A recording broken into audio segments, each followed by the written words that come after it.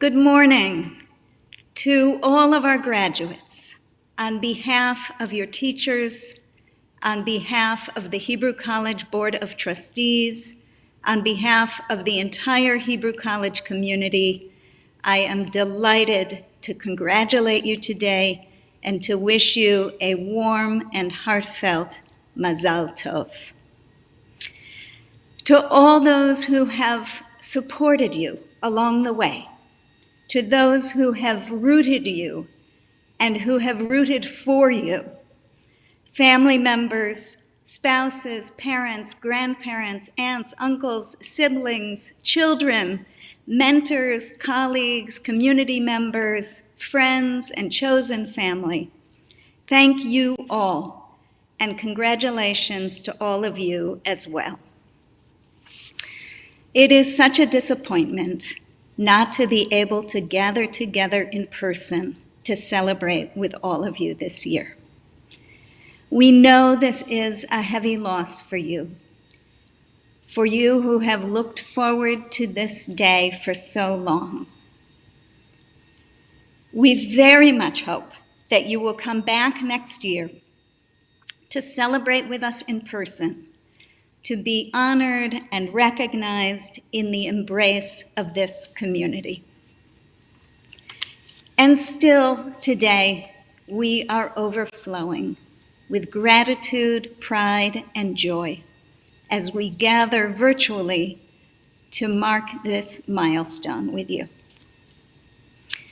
I want to invite you to think for a moment about these last 3 or 4 or 5 or 6 or more years of study at Hebrew College. Think about a teacher who has believed in you and helped you believe in yourself. Think about a piece of Torah you've learned that made your heart beat a little faster or made you ask a question you'd never thought of before. Think about a moment of conversation that changed things a little, a moment of prayer, a moment of protest, a moment of song, a moment of silence. Think about the work that you've done in the community over these last several years. Think about a student who has been touched by your teaching. Think about someone for whom you have been a source of comfort or connection. Someone who perhaps felt outside and you invited in. Someone who felt unheard and you listened to. Someone who felt more fully and more lovingly seen, reflected in your eyes. What I am asking you to do in this moment is quite simply to imagine. These last few months have called upon all of us in new ways. The coronavirus pandemic has confronted us with challenges from the most intimate and personal to the most public and political, and has brought every one of us face to face with the awareness that the future is always and forever uncertain. And while we are all profoundly grateful for the virtual technology that has allowed us to continue to study and to pray together, and that allows us to celebrate together today, there is nothing virtual about the reality of our connections to one another. And there is nothing virtual about the world now in need of your care, in need of your courage, your compassion, and creativity, in need of your imagination. That world, all around you and within you, is beautifully, mysteriously, achingly real. It is not just Zoom that allows us to stay connected when we're physically apart. It is imagination. It is imagination that allows us to inhabit worlds outside of our own, that allows the voices on the pages of our holy texts to mingle with the voices around the tables of our Beit Midrash. It is imagination that allows us to pray to a God we can't see or touch, and that allows us to work for a world of dignity for all people. It is imagination that allows us to remember, to know that we have not always been where we are right now. It is imagination that allows us to hope, to know that what we are feeling right now, what we are facing right now, will not last forever. It is imagination that allows us to empathize with another human being, a capacity so vital to every aspect of the work you will do. In an extraordinary essay entitled Metaphor and Memory, Cynthia Ozick speaks about being invited to address a group of physicians. Someone involved in medical training had come up with the idea that it was important for doctors to cultivate their capacity to imagine the lives of their patients, and that she, a writer, an imaginer by trade, could help them do so. Ozick writes, "It is the commandment of Ahavat Hager, the commandment of loving the stranger, that converts memory into metaphor and takes us beyond the self, takes us beyond the bounds of the familiar, and asks us to imagine what it is like to be someone else.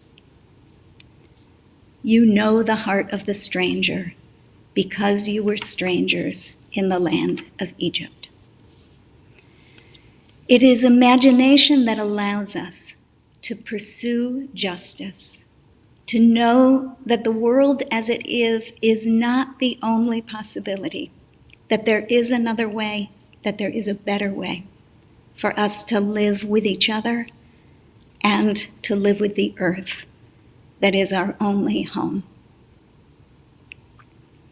It is imagination that allows us to be both sustained and summoned by a God, by our faith in a divine presence that connects us all and holds each life as unique, sacred, and infinitely precious. I'm asking you to imagine, because you are stepping into the responsibilities of leadership today in a moment that I believe will call upon you to live and work from a place of great courage and compassion and creativity. And I believe that our capacity to do this is deeply, urgently dependent on our capacity to imagine. As I record this message, our country is in enormous pain. After months of physical isolation, fear, loss of life, loss of livelihood, disproportionately suffered by those already most vulnerable, by those whose bodies are black and brown, by those who have paid the biggest price for our collective failure of imagination and our collective flight from responsibility. A little more than a week ago, we witnessed the horrifying murder of a black man named George Floyd by a police officer in Minneapolis. All the more horrifying because it was committed in the light of day, because we could hear the voices of people pleading with him to stop, because it was so far from the first time, and because we are still so far from answering the question, what will it take to make this the last time? Even as I record this message, I don't know what the days and weeks ahead will bring. None of us do. But we sense that we are in a moment of reckoning. May we not retreat from that reckoning. Of all the images that have reached out and taken hold of my heart over the last few days, there is one I can't shake. Last week, Rabbi Michael Latz of Minneapolis wrote a letter describing the thousands of people who came out after the third night of protests to spend the day cleaning up their neighborhood, to begin fixing things that had been broken, helping each other in whatever way they could. As we said Kaddish, he wrote, and we were on our way out, my oldest child pointed out a young African-American boy sitting on his daddy's shoulders. His shirt read simply, "My life matters." Years ago, I heard the teacher and scholar Aviva Zornberg ask the question, why do we cover our eyes when we recite the Shema? Because, she said, when we recite the Shema, we are being called upon to witness and testify to the oneness of all creation, the interconnectedness of all life. If we open our eyes and look around, we see so much terrible evidence to the contrary. Evidence of brokenness, fragmentation, disconnection.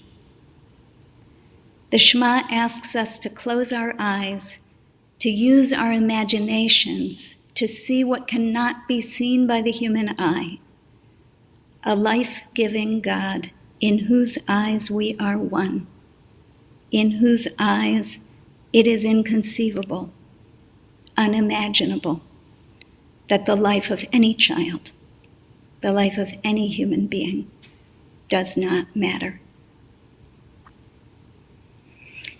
And then we are asked, we are commanded, actually, to keep going, to open our eyes and to keep loving, to commit ourselves with everything we've got, b'chol levavcha v'chol nafshecha v'chol meodecha, with all our hearts, with all our spirit, with all our strength, to live in this oh-so-real world.